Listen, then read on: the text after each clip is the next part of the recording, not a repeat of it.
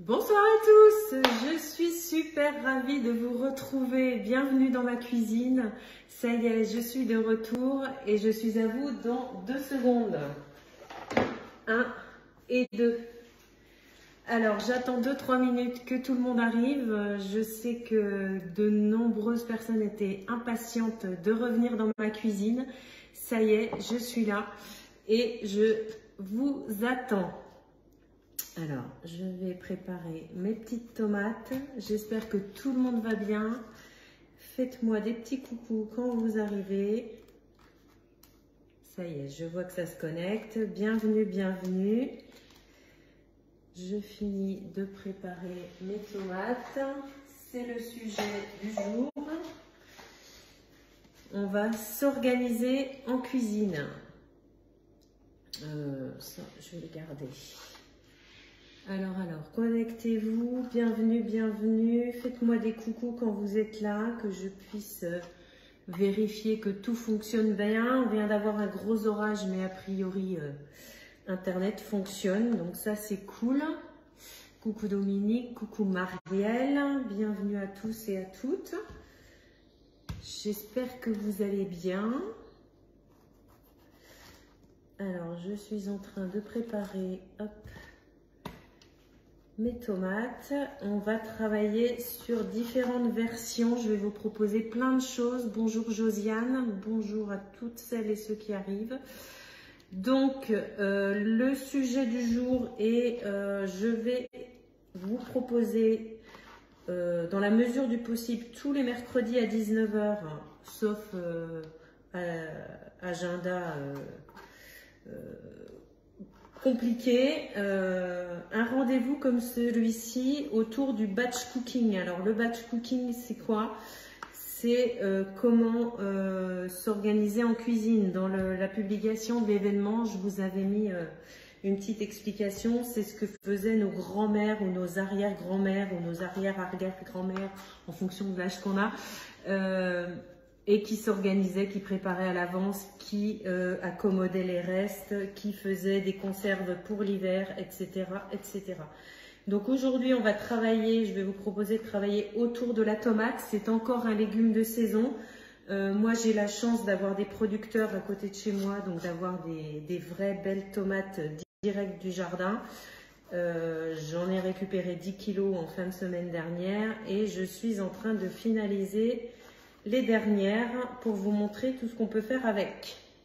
Alors, mettez-moi des coucous, coucou Karen, coucou Melika, mettez-moi des coucous et dites-moi ce que vous aimez cuisiner avec les tomates. Ça pourra donner des idées supplémentaires ou conforter les miennes en fonction de ce que vous proposez. Je vais finir de proposer, j'en profite pour vous présenter, vous représenter, vous reparler du couteau. Alors moi je l'appelle couteau à tomate, dans le catalogue il s'appelait couteau à pâtisserie. Là je ne sais pas s'il n'a pas changé de nom, mais il est vraiment génial. Il faut faire super attention de ne pas se couper parce qu'il coupe dangereusement bien. Et vous pouvez, si vous n'aimez pas prendre de risques, utiliser le gant anti-coupure qu'on propose aussi au catalogue. Voilà, donc vous voyez j'ai des belles grosses tomates énormes. Bien mûres, pleines de soleil, qui vont pouvoir être préparées. Alors, bonsoir Vincent, bonsoir à toutes celles et ceux qui arrivent. Donc, je vous propose plein d'idées de recettes. Et pour ce soir en direct, 2 petites préparations assez rapides, puisqu'on va préparer dans un premier temps, je vais allumer mon four, des tomates farcies. Non, ça c'est pas ça. Mon four. Mode de cuisson, on y va, c'est là. Et version express et des... je vous dis après. Donc je vais évider la plus grosse partie de ma tomate là. Si vous le faites à l'avance, moi je ne l'ai pas fait à l'avance, vous pouvez mettre un petit peu de sel au fond et les faire dégorger un petit peu pour qu'elles rendent un petit peu de leur eau. Surtout, si vous avez ce couteau-là, faites attention de ne pas vous faire mal. Sinon, vous pouvez aussi, si elles sont bien mûres, évider avec une cuillère. Ça sera plus facile. Et en fait, je mets ma chair Coucou Caroline, coucou Janine, bonsoir à tous et à toutes, je suis ravie de vous retrouver, ça faisait tellement longtemps. Les vacances et la rentrée ont fait que j'étais bien, soit pas là, soit bien occupée, donc j'ai pas pu faire de live, mais j'étais très impatiente de vous retrouver. Donc on évite un petit peu, on laisse quand même un bon centimètre de chair pour qu'on n'ait pas que la peau, bien sûr. Coucou Sylvie, Martin, oui, que je vois bientôt, si je ne me trompe pas, une collègue des Landes. Je vais commencer au couteau parce que ma cuillère n'est pas très... c'est quand même plus adapté avec un couteau. Voilà, hop. Alors, j'attends vos idées. Qu'est-ce que vous aimez cuisiner avec les tomates? Qu'est-ce que vous avez l'habitude de faire? On est encore sur un légume de saison, il fait encore très beau, il fait encore très chaud, donc ceux qui en ont dans le jardin, je sais que au moins dans la région ici, c'est encore en train de mûrir. Et sinon, sur les marchés, chez les producteurs, vous trouvez des super tomates bien mûres, bien juteuses pour faire vos préparations. Hop.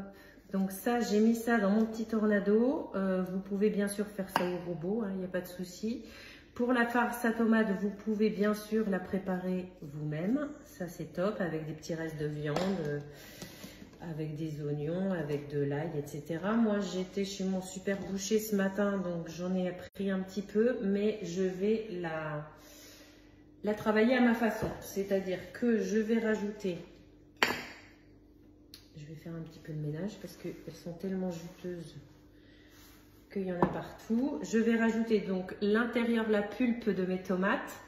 Je vais rajouter une gousse d'ail que j'ai préparée à l'avance. Je suppose qu'il y en a déjà dans la farce, mais c'est pas grave. Et je vais rajouter quelques lamelles d'oignon. Donc j'ai pleuré tout en début d'après-midi pour préparer mes oignons et les avoir à disposition quand j'en ai besoin sous vide.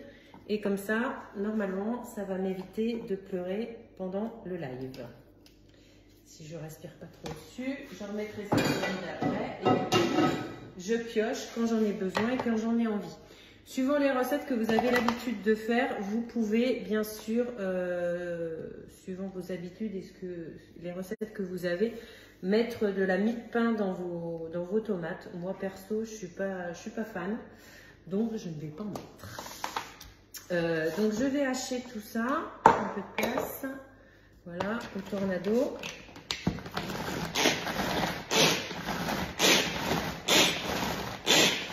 Ça fait longtemps que j'ai pas fait de muscu. Les bras sont rouillés. Vous pouvez rajouter du persil, du thym, du laurier, etc. Toutes les herbes que vous avez envie. Moi, j'aurais bien rajouté des épices pizza de la boutique, mais j'ai fini le pot avant-hier et j'en ai pas encore recommandé. Donc la bonne nouvelle, c'est qu'il est de nouveau au catalogue. Vous allez pouvoir, comme moi, en profiter. Les épices spéciaux pour pizza et pasta, mais qui ne servent pas ni qu'à la pizza, ni qu'à la pasta. Moi, j'en ai un petit peu partout, ce qu'il y a de la tomate, etc. Donc voilà, j'ai haché plus ou moins grossièrement et je vais mélanger ça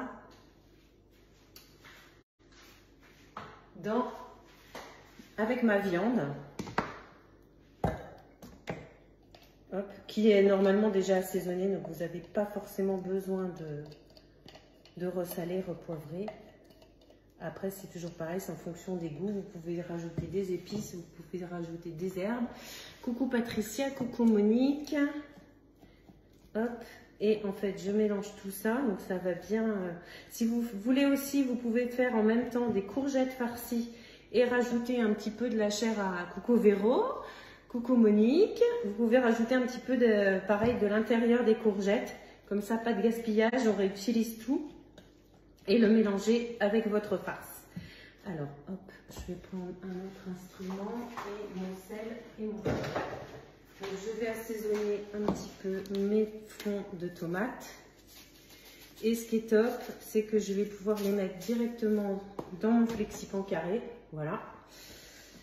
Hop, hop, hop. Donc, j'ai vu Véro, coucou, bonjour Aurélien. Donc là, j'en ai mis que 4 parce que je vais utiliser mes autres tomates pour le reste. Mais comme on est 2, ça nous fera déjà un bon plat. Mais vous pouvez remplir complètement l'empreinte avec toutes les tomates que vous voulez. Faire caler avec des courgettes rondes aussi, c'est sympa. Ça change un petit peu. Alors, hop, je vais bien mélanger ça. Je vais prendre une fourchette. Alors, pour la deuxième possibilité avec mes tomates, cet après-midi, j'ai utilisé 2 kg de tomates pour faire mes provisions pour l'hiver, donc en mode fourmi. Et j'ai préparé, donc c'est mon robot magique qui a fait ça. Donc si vous avez un iCooking ou un Thermomix ou équivalent, vous pouvez faire ça au robot. Sinon, à la casserole ou à la cocotte, vous pouvez aussi, mais ça sera beaucoup plus long. Il faudra touiller régulièrement et surveiller que ça ne colle pas et que ça ne brûle pas. J'ai fait du concentré de tomates. Donc, ça fait, depuis que j'habite ici, en fait, depuis que j'habite dans le sud-ouest, avec mes maraîchers à côté qui font des super tomates, je fais mon concentré et je vais vous montrer ma petite astuce pour le conserver et en avoir à disposition tout l'hiver. Donc, je vais remplir mes tomates. Je suis en train de me rendre compte que j'ai beaucoup de farce, donc je vais pouvoir effectivement m'occuper des courgettes que j'ai dans le fond du frigo aussi. Je ferai ça après. De toute façon, si j'allais dire, j'ai pas allumé mon four, mais si. Mais, pour tout cuire en même temps, c'est aussi la façon de s'organiser. Et après, pour celles et ceux qui ont B-Save, vous pouvez conserver vos tomates farcies, vos courgettes farcies cuites dans le sous-vide. Et vous pouvez aussi, bien sûr, les congeler. Il n'y a aucun souci. Pour les adeptes aussi, vous pouvez dans votre mélange, dans votre farce, rajouter du fromage. C'est pas obligatoire, mais ça peut faire un petit goût supplémentaire. Voilà, donc je vais laisser ça de côté parce que vous voyez, j'en avais pas pris beaucoup, mais il m'en reste pour éventuellement remplir mes courgettes. Et je mettrai ça au four en cuisson avec ma deuxième recette de tout à l'heure. En attendant, il faut aussi que je vous parle de ça. Mais je reviens, j'ai plein de choses à vous raconter et je sais très bien que je ne vais pas pouvoir tout vous dire ce soir. Je serai obligée de revenir. Alors, pour le concentré de tomates, vous pouvez très bien faire des conserves. C'est tout à fait possible. Moi, je ne fais pas pour 2 raisons. Parce que je préfère ma version. Et 2, pour faire des toutes petites quantités, il faudrait des tout petits bocaux. Et c'est pas forcément le plus économique et le plus rapide. Donc moi, le verse, mon concentré de tomates, dans le moule mini muffin. Ça peut marcher aussi dans des moules plus petits en fonction des doses que vous voulez faire. Et du coup, je me fais mes petites doses congelées au congélateur. Je vais mettre ça au congélateur. Et quand ça sera congelé, je vais tout démouler et pouvoir les mettre dans un sachet congélation et m'en servir quand j'ai envie. Je vous montre mon concentré. Donc c'est parti de 2 kg de tomates. Donc mon bol était complètement plein. Et ça a réduit, je ne sais plus, à 100-120 degrés pendant 1h20 de façon à se concentrer et à rendre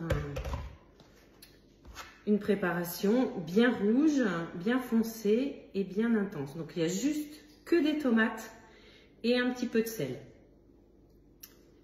Je ne remplis pas mes empreintes à fond. Alors ça va servir donc toute la saison où il n'y a plus de tomates.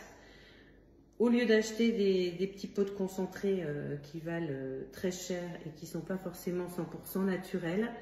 Et pouvoir les mettre dans les soupes, dans les sauces tomates, dans les biscuits à base de tomates, etc. Il y a plein de possibilités. Après le live, alors peut-être pas ce soir, mais après le live, comme d'habitude, sur l'événement, je vous remettrai tous les liens de ce que je vous ai proposé ce soir, toutes les astuces qui vont avec et toutes les recettes, bien sûr, pour que vous puissiez les refaire. Si jamais j'oublie quelque chose, comme d'habitude, vous pourrez m'envoyer un petit message et je ferai un plaisir de vous répondre. Donc ça, c'est pour le concentré. On va pouvoir faire la même chose avec la sauce tomate.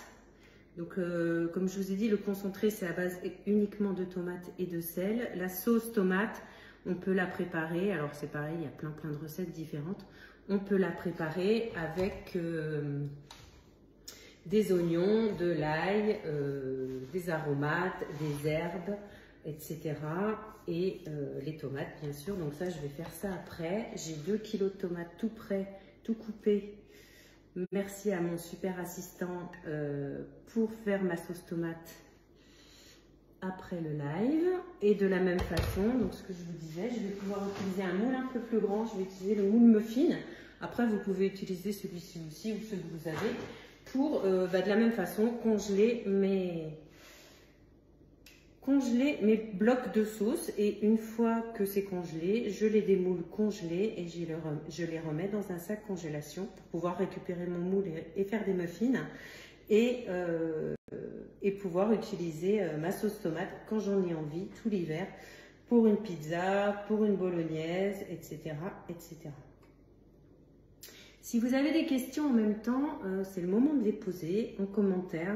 Je les verrai peut-être pas tout de suite, mais je pourrai vous y répondre dès que j'aurai terminé tout ça. Voilà, donc ça va me faire des petits blocs. Bien sûr, là, la cuisson vient de se terminer. Donc la préparation est très chaude. Je tapote un peu, pas trop, pour aplanir un peu le tout. Je vais laisser refroidir à température. Hein, et quand ça sera refroidi, je pourrai les mettre au congélateur. Voilà, je vous montre. Voilà, alors ensuite, on a parlé du concentré, on a parlé des tomates farcies, on a parlé de la sauce. Donc je ne vais pas la faire en direct avec vous, mais je vous partagerai la recette que j'ai l'habitude de faire. Si vous n'avez pas de robot cuiseur, vous pouvez bien sûr les faire à la casserole, à la cocotte. Hein, ça, comme je disais, ça sera un petit peu plus long et vous pouvez les stériliser ou les congeler comme vous avez envie ou l'habitude. Ça, c'est mes petits quartiers de tomates pour mes sauces. J'ai mes oignons qui sont tout prêts.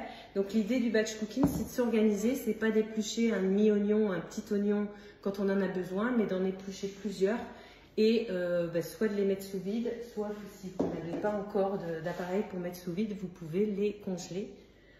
J'ai un petit moucheron qui m'attaque. En petites lamelles, comme j'ai fait là. Je vais vous montrer comment on fait pour congeler la version congelée. Vous prenez une poêle de cuisson, Guy de Marve, avec une plaque alu, pardon, pour les poser dessus, hein, forcément. Et tout simplement, vous allez étaler vos lamelles d'oignon ou vos lamelles de ce que vous avez à congeler en fait, bien étalé à plat, sans superposer, de façon, celui-là il n'est pas très coupé, passer à l'as. Je vais pleurer finalement, j'avais dit que je ne touchais pas aux oignons, mais je vais finir par pleurer. De façon à les congeler bien à plat. Pourquoi? Parce que si vous les congelez directement dans un sac, dans un bloc, ça va faire un bloc une fois congelé et vous ne pourrez pas piocher ce que vous avez envie. Par contre, si vous les congelez comme ceci, une fois congelés, vous les versez dans votre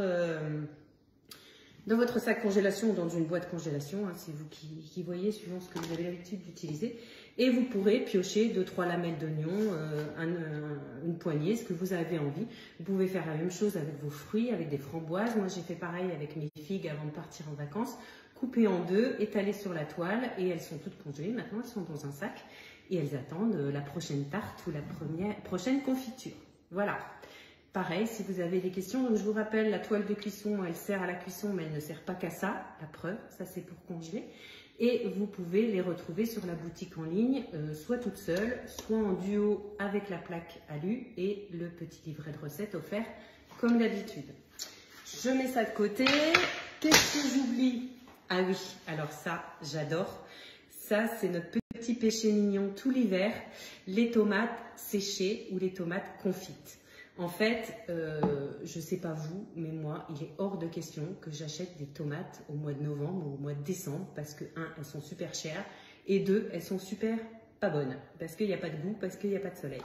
Donc, l'idée, c'est de déshydrater ces tomates ou de les faire sécher, les confire pour pouvoir les utiliser tout l'hiver. Alors, je vous explique comment je fais.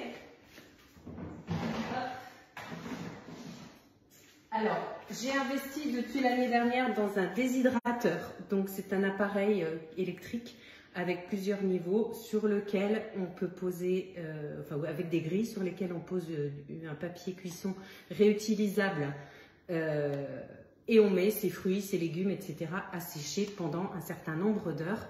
Alors moi je fais ça la nuit parce que j'ai un compteur de nuit, donc ça va moins dépenser. Et en fait elles vont se dessécher, donc en fonction de la taille des tomates, en fonction du jus des tomates, il faudra plus ou moins rajouter de temps. Et en fonction aussi des fruits ou des autres aliments, ça prendra plus de temps. Deux possibilités après ça. Soit je peux les congeler, comme ça ne bouge pas, et je m'en sers quand je veux. De la même façon, je les congèle sur la plaque et je les assemble en sachet après. Moi, ma version, elle est un petit peu plus gourmande. Je les mets dans de l'huile d'olive avec de l'ail. Un petit bocal à miel, à confiture, ou plus grand comme vous voulez. Les tomates séchées, alors il faut qu'elles soient bien déshydratées, sinon ça risque de moisir et de fermenter et de moisir. Recouvert d'huile d'olive et avec une goutte d'ail coupée en deux ou deux suivant la taille du bocal. Mise sous vide. Et ensuite, on peut s'en servir tout l'hiver. Moi, je les laisse au frais parce qu'on ne sait jamais au niveau de la conservation. Et on peut les mettre dans les salades, on peut les mettre dans les croques, on peut les mettre dans tout l'hiver. Si vous ne voulez pas investir dans un déshydrateur, ce que je comprends très bien, vous pouvez quand même faire vos tomates séchées. Je reviens tout de suite et je vous explique comment.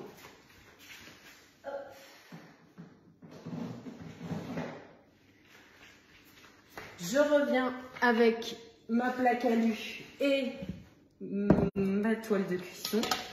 Donc on imagine qu'on a congelé les oignons et qu'on les a mis dans un sachet. Hop.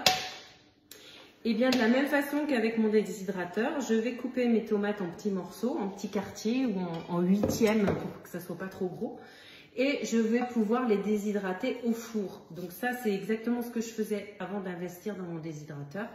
Le four, je vous remettrai toutes les infos aussi. De mémoire, c'est à 60 degrés et c'est pendant un certain nombre d'heures aussi. Alors moi, j'ai un four qui a différentes fonctions et qui est une fonction déshydrateur, donc qui est un programme spécial à 60 degrés. Après, je vous remettrai le lien qui va bien pour que vous puissiez aussi, si vous le souhaitez, faire vos tomates confites, enfin déshydratées, et ensuite les mettre dans de l'huile et avec de l'ail pour les conserver. Rien ne se jette, tout se transforme, a dit quelqu'un.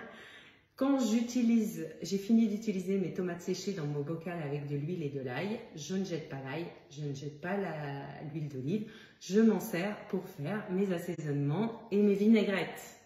Voilà, la petite astuce supplémentaire. Alors, qu'est-ce que j'ai oublié? Tomates farcies, etc. Alors, j'attendais, vous êtes nombreux, je suis ravie de vous avoir avec moi. Quelques petits mots, quelques petits messages. Alors, peut-être je ne vois pas les commentaires, c'est peut-être pour ça. Non. Pour me dire ce que vous avez comme recette préférée avec les tomates. Parce que moi, je vais vous en partager une dernière, si j'ai rien oublié.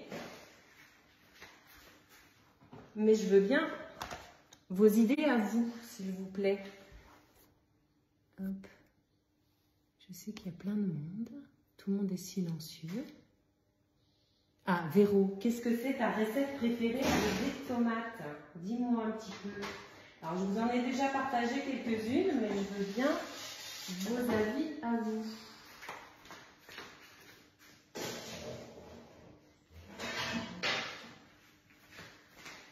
Alors, bonjour Arlette. Du salmorejo, j'adore. Oui Sylvie, c'est super bon. C'est une soupe froide, je connais. C'est pareil, je vous partagerai le lien. Et si ma mémoire est bonne, je vous l'avais fait en vidéo l'année dernière, l'été dernier. C'est une super recette. Le salmorejo, c'est un petit peu, alors excusez l'accent, hein, c'est un petit peu le même principe que le gazpacho, sauf qu'il n'y a pas de concombre, il n'y a pas de poivron de mémoire, enfin je sais plus, mais c'est extra, c'est super bon, c'est super frais. Profitez-en si vous avez encore des tomates pleines de soleil, c'est le moment de faire ces recettes-là.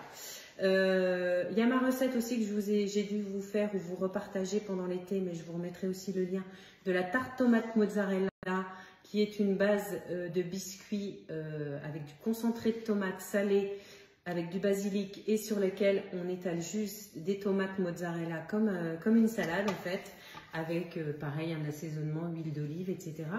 Et ce soir, je vais vous présenter alors une invention de ma part qui vient de sortir avec les restes du frigo. Moi, ce que j'adore, c'est réadapter, réorganiser, réutiliser les restes du frigo pour pas gaspiller et pour utiliser ce qui reste et ne pas forcément retourner courir faire des courses. Alors, je vous montre, j'ai un reste tout petit de mozzarella. En même temps, je vais en faire que 2, donc ça devrait aller.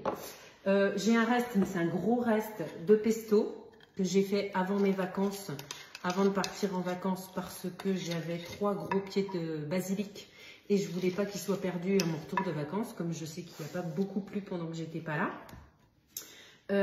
J'ai du fromage râpé, voilà.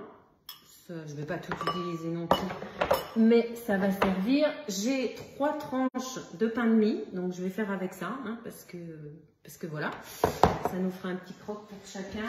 Et j'ai encore des tomates. Et qu'est-ce que j'oublie? C'est tout. Donc on va faire un croque tomate mozzarella pesto, un peu à l'italienne, et je vous explique tout ça. Donc au fond, j'utilise, mon empreinte grand rond, 6 grands ronds. Alors je ne vous ai pas encore parlé du nouveau catalogue qui est super top, hein. Je vous partagerai le lien aussi pour ceux qui ne l'ont pas encore, et pour mes fidèles hôtesses et clientes Véro, si tu en veux un en format papier, fais-moi signe, je sais que tu en veux un, soit je te le déposerai très bientôt parce que je viens très bientôt, soit je te l'envoie par la poste. Donc dans le nouveau catalogue, on a une super offre, coucou Nadia. Coucou à tous et à toutes, Victorine, plein de monde que je connais pas, c'est cool. Le moule grand rond, donc il est disponible au catalogue ou sur la boutique. Et cette année, je ne sais pas si vous connaissez l'offre essentielle. Depuis quelques années au catalogue, on a une offre de chez Guy de Marle qui est composée des essentiels, donc des moules les plus essentiels, voilà, il ne faut pas chercher un autre mot, qui est composée en général de la plaque alu et la toile de cuisson que je vous ai montré juste avant, du moule tablette, qui est un indispensable, un essentiel chez Guy de Marle, et d'un 4e article, d'un moule. Alors, des fois c'est celui-là, des fois c'est le 5 cake, des fois c'est le mini tartelette, chaque année ça change. Et en fait, cette année, on a le bonheur de vous proposer une offre essentielle avec un choix de 3 moules. Donc, toujours la plaque alu et la toile de cuisson, toujours le moule tablette, donc ça fait déjà les 3 articles. Et en 4e article, vous pouvez choisir soit le moule grand rond, soit le moule mini tartelette, soit le moule, si je ne me trompe pas, mini muffin. Donc celui que je vous ai montré tout à l'heure, je mets mon concentré de tomate. Donc c'est une super offre pour les personnes qui ne sont pas encore équipées en Guy de Marle ou qui ont juste 1 ou 2 articles. C'est une super occasion de faire des économies puisque forcément en offre, ça coûte moins cher que tous les articles séparés. Je n'ai pas appris encore tous les prix par cœur, je suis désolée, mais je vous remettrai le lien aussi dans ma publication. Alors c'est moi qui ai mixé mon fromage et du coup il est un petit peu collant, mais c'est pas grave. Je regarde s'il y a des questions. Bonsoir Michel, bonsoir Athanas, bonsoir Ludivine, bonsoir à tout le monde. J'en remplis que 2, peut-être 3, je sais pas, je vais voir en fonction de mon fromage, de mon pain de mie. Donc l'idée du croque, c'est de utiliser donc du pain de mie, soit que vous avez fait maison, soit que vous avez acheté tout fait. Hop. Voilà, donc je triche, je ne sais pas si vous voyez bien, mes tranches sont plus petites que mon découpoir, donc je mets en parallèle 2 tranches pour pouvoir découper et faire, en appuyant bien, la découpe correspondant au moule. Voilà, vous voyez, j'ai mon pain de mie qui est prêt pour un croque. Et pour le deuxième, je vais passer par ce côté-là, j'aurais presque pu en faire 3. Je vais faire du puzzle avec les chutes. Ça, c'est pas très grave. C'est pour nous. Donc, l'idée du croque, c'est que le pain de mie du croque dans le grand rond, ou dans le tablette. Le pain de mie va remplacer votre éventuelle pâte brisée ou pâte feuilletée. Comme ça, c'est vite fait. On n'a pas besoin de préparer une pâte. Hop, je vais mettre ça comme ça. Et je vais voir avec celui-là si je peux faire quelque chose après. Ensuite, donc j'ai dit que je mettais du pesto. Je vais pouvoir tartiner mon pain. Donc le côté qui va être vers l'intérieur de pesto. J'adore. J'adore, ça sent super bon. Donc basilic du jardin, ail des voisins, un petit peu de parmesan qui vient d'un peu plus loin forcément. Et de l'huile d'olive qui vient du sud-ouest aussi. Hop, je vais m'en mettre plein les doigts, mais c'est pas grave. Toujours pas de questions? Vous êtes timide ce soir. Je parle beaucoup aussi. Hop, hop. Ou alors je vois pas les commentaires. Ça c'est une autre possibilité. Comme Facebook a changé plein de choses, je suis pas sûre de voir tout correctement. Donc ça c'est prêt. Je vais pouvoir mettre mes rondelles de tomates. J'ai perdu mon couteau magique. Personne ne bouge, il est là. Hop, hop, hop. Donc, je récapitule. Fromage râpé au fond. Je vais pouvoir rajouter mes tomates.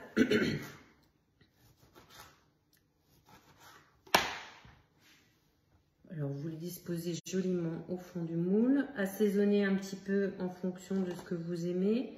Un petit peu de piment d'Espelette, un peu de sel, poivre, un petit peu d'épices à pizza. Voilà, je suis vraiment désespérée de ne plus en avoir. C'est pas grave, on va patienter. De l'origan. Moi, j'aime bien tout ce qui est un peu pizza, italien, etc. Avec de l'origan, ça va très très bien. Tac. Allez, encore deux petites... alors ça va pas être des petites tranches parce que c'est une grosse tomate. Voilà. Donc, je vais assaisonner un petit peu de sel, un petit peu de poivre. Vous pouvez aussi, dans cette idée-là, faire des tatins de tomates. Je vais essayer de vous retrouver la recette et je vous la partagerai aussi. C'est une super idée, les tatins de tomates. Alors, plutôt avec une pâte brisée qu'avec du pain de mie. Mais après, vous pouvez adapter comme vous voulez. Donc, un petit peu d'origan. Et je vais finir avec mon petit bout de mozzarella. Donc, c'est vraiment pour finir les restes. Et je vous donne encore 2-3 petites astuces. Hop. Donc, comme je vous disais, je vais essayer de vous retrouver tous les mercredis à cette heure-ci pour du batch cooking, pour s'organiser comme ça. Je vous dirai très bientôt, très vite, le prochain thème, le prochain aliment qu'on va utiliser. Mais ça sera un aliment de saison, ça c'est sûr. Donc, je vous laisse deviner à la limite si vous avez envie si vous êtes joueur et vous avez envie de deviner ce que je vais faire. J'ai déjà ma petite idée et je vous partagerai ça très bientôt sur ma page. Hop, je vais utiliser ça. Alors, qu'est-ce que vous faites avec ça? Coucou Sandra, bonjour Daniel, bonjour à tous et à toutes. Qu'est-ce que vous faites avec ça? Bon, on peut les manger. Ça, c'est pas un problème. Des idées? Non. Allez, je vous le dis. Moi, je vais faire de la chapelure. Donc, il suffit soit de les faire sécher un peu au four, soit au grille-pain. Donc là, j'ai posé dessus mes tranches de pain de mie avec le pesto. Et je vais enfourner. Alors, c'est juste le temps de croustiller un peu et de faire gratiner le fromage. Entre un quart d'heure et 20 minutes, ça sera largement suffisant. Et je vais en profiter pour finir mes tomates farcies et mes courgettes pour les enfourner avec. Comme ça, mon four ne tourne qu'une seule fois.